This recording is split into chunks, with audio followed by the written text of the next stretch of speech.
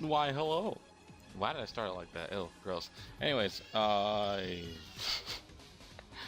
feel like I always have to say is if you hear a crying baby in the background, don't worry about it. And I get people, and I swear people get the wrong impression every time they hear that. Probably nothing bad. Don't worry. It is just my niece. She wants to be picked up, and my mom doesn't want to pick her up because you know how babies are. Sometimes that's all they do is want to be picked up, and they don't learn, and they'll get clingy. Anyways, we're talking about Dusk main Necrozma GX and Dawn Wings Necrozma GX as well. Mainly Dusk main because I like this card. I like the cool combos you can pull off with this card and cards that can help it. Because I remember in the video last time, someone said that they want to have cards that will help this guy out. So let's go ahead and look at Dusk main. You know what? Dawn Wings. No, never mind. I'll talk about both of them. So Dusk main Necrozma is actually a basic, and it's an ultra beast, which is really cool. I like that a lot. It's an ultra beast because, as you guys know, Solgaleo and Lunala are actually ultra beast. So go figure. It was not go figure. You should already know if you played Sun and Moon. But anyways, it has 190 hit points, which is really good for a basic. Actually, it's was it the average is like 170, so it's like above average. And let's look. The weakness is fire, resistant to psychic, and retreat of 3. Nice and fat. Or heavy, whatever. First attack for 3 colorless energy, which is Claw Slash for 60 damage. Not using that, I'm sorry. There's no reason to, unless I, for some reason, can't use my other attacks. For 3 steel energies and 1 colorless, though, you get Meteor Tempest for 220 damage. Discard 3 energies from this card. That sounds It sounds an awful lot like Solgaleo GX, which requires you to discard, I believe, all cards from it, or all energies from it, or whatever. Is it all, or just 3? I believe it's just 3. But anyways, same here, I guess. And it does 220 with a choice band to a GX or EX Pokemon. That is 250. That is a lot, my friend. That is enough to knock out everything. Everything. Unless you're... who was on Wishy-Washy? It had 220, right? Was it Fighting Freeble as 260? Yeah. Something like that. See? Things like that, you never know what you'll run into. Hopefully not that. I hope you don't run into that, because that's... Wow. Anyways, for 3 metal energy for Eclipse Sun GX, 250 damage. There is a drawback to this card. As you all know, the Ultra Beast all revolve around something with prize cards. So, this attack can only be used if you have more prize cards remaining than your opponent. So, if you're losing, basically, you can use this. And this is knocking out everything. I don't care how big of an HP you have. This is getting knocked out. Even with a choice band, because I know, well, I'm personally gonna make it soon.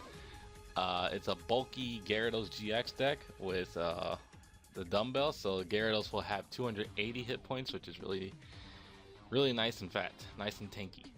So even with a choice band, they'll knock that out too. So yeah, cards that will go great with this. Well, the Prism Solgaleo will go great with this. Very good, actually. Metagross GX will go great with this.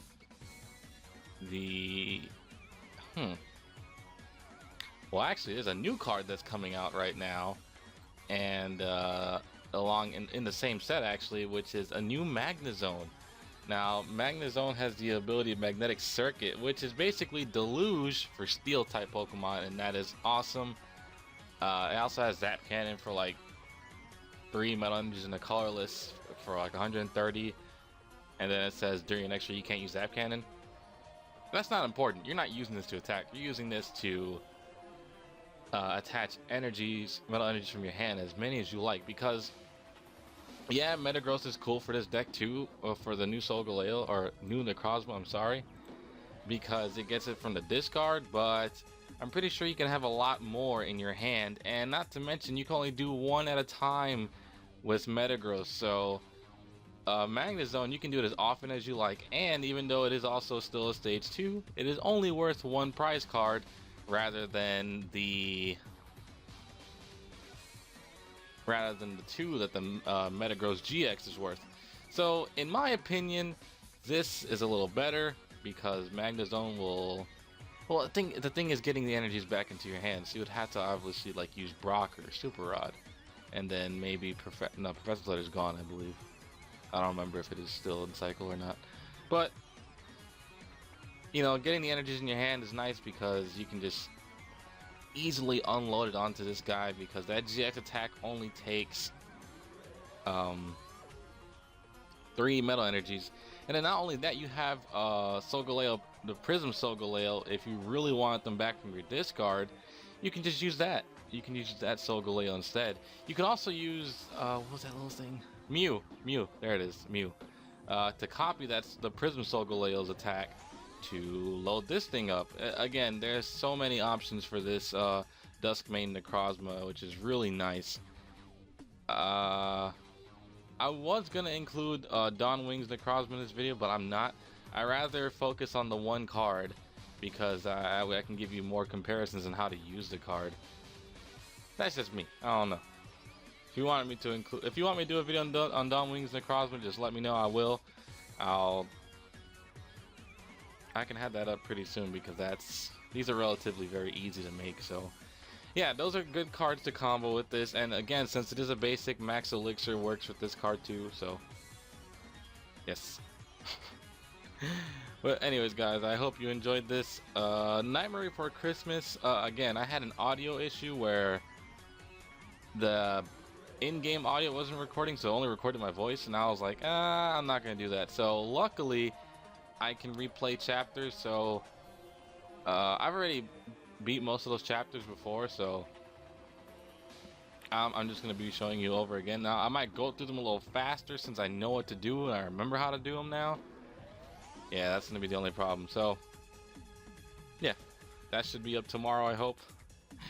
Darkness.